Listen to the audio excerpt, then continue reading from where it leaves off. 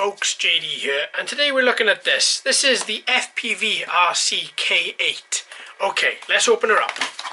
Now, with this guy, what I wanted to do was I wanted to see exactly how much a small amount of money would, whether a small amount of money rather, would get you a drone, and if so, what drone and what price. So, for the price of £13.99, I got this Amazon Primed to me. Right then, let's have a little look at it. So, as you can see, it comes quite well packaged. Little drone on the top, little transmitter on the bottom, and a couple of accessories. Okay, so let's tidy this up. So let's have a quick little look at this drone. So, it's quite a standard drone, it's quite small, obviously would fit in the category of nano drones. So on face value, obviously all you can see is the Make FPVRC on the top of it. It's quite colourful, it's quite well painted.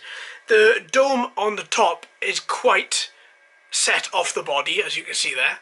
The propeller's already attached with the propeller guards on them as well. The motor housings, inside there, you have a little gap. As you can see here, the little slits down the side. This would just provide enough air to get into the motors and enough of the heat to get out of the motors as well. That's exactly what you need when you're flying, because these little motors, they get to such a high heat. It's incredible. If you put your hand on them at the end, I don't recommend this by the way, but on the times that I have put my hands on them just to pick it up, I've felt quite an incredible amount of heat off these guys. So all in all, I think this little guy looks quite good. It's a quite cheap drone. I'm not expecting a lot. It does have quite a few good features. Obviously there's no camera, no altitude hold. It does allow 3D flips. It has dual speeds. It has a headless mode and return to home as well. So it has quite a few good features for the price. I would have liked altitude hold, but to be honest with you, that then would have probably bumped up the price from £13.99. So underneath, obviously you've got the battery bay, which just sits underneath the drone. You've got the battery inside it. Look at the size of that battery. It's tiny. Now this battery comes in at 3.7 volts, 180 milliamp hour. So that is really low capacity. Obviously it fits in perfectly in the drone. You're expecting roughly 6 to 8 minutes of flight time. Now in the past, whenever we've seen that, we know that 6 to 8 minutes normally means 8 to 10, but they're just covering themselves to ensure you get a little bit more. It's the whole under promise and over deliver thing. So all in all, let's see if I can plug that in. So we've got the 2 blue LEDs in the front, 2 red LEDs on the back. Now one thing I would like to point out, this may be a budget quadcopter, but look at this. At the back here, that's where the plug sits that you attach the cable into from the battery into the quadcopter. What's really nice about this is that this plug doesn't move. There's no long cable that comes out that you've got to try and fiddle with to try and connect. It's just in the quadcopter. And then when you connect it, and when you put it out, it's quite easy. Look at that, just a small thing, a really small thing. I think a lot of quadcopter manufacturers, especially from the Nano Quadcopter sense, could learn from this. I think that is quite good. So all in all, quite a nice little quadcopter. I'm really looking forward to taking it up. I think it's going to fly extremely well, as we've seen with small nanos. Well, let's say small nanos, the medium-sized nanocopters. They normally fly quite well, and I'm expecting this guy to do exactly the same. Okay, let's put this to one side. Now let's look at the transmitter. So the transmitter is really quite small, your standard sort of nanocopter transmitter. Now the button placements on here are a little bit different to what we normally see. Now you've got your left and right trim at the bottom here, you've got your up and down trim here. Now here you've got your return to home and your headless mode on these two as well. Now on the top you've got speed, change speed, and you've got 360 flips. So when you have it in your hand, the only thing that I would say negative from this, and I may change my mind when I'm actually flying, is that, I don't know how well you can see, but on these little pads here, there's tiny little plastic, almost like hairs, and those there are meant to give you the grip. They fit into your fingerprints, and they will allow you to control the quadcopter with ease without your finger slipping off. Now that's a great idea, but I do think it's going to get quite painful.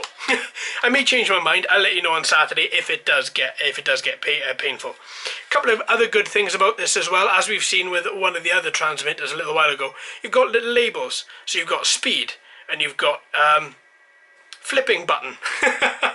I like that. I like to be reminded of what my controls are, especially when I'm flying. I fly a lot of different quadcopters. Buttons always change. This is quite nice from my point of view. Also, it looks quite nice as well. It fits in your hand. It's quite chunky on the bottom, but not too chunky. It fits well in the hand. Again, game controller-esque, and I like that. On the back, we've got three AAA batteries needed to control this. Now, obviously, this charger does not allow USB charging or any sort of charging at all. So, what you're going to have to do is ensure that you buy shop port batteries, or if you do recharge your own, make sure you charge them up before you fly. There we have it. Quite nice, quite small, quite compact, but with a good amount of features on it as well, but not too many to confuse the new Pilot either. So that is the quadcopter, that is the transmitter. Let's look at the accessory bag.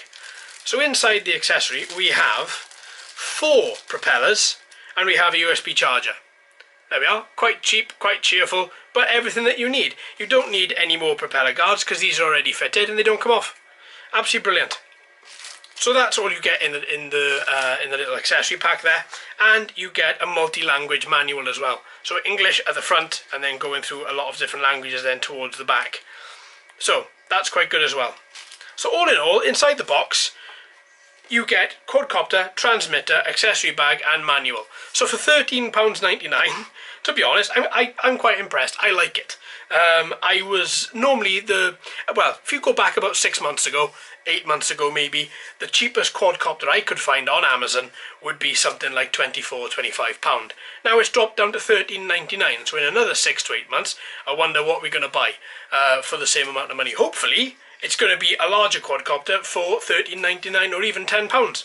But I suppose we'll have to wait and see. So please, folks, join me in the next couple of days when we're going to be taking this out and putting it through its paces. Thanks ever so much for watching and listening. I've been JD, you've been fantastic as always. If you haven't already, please subscribe.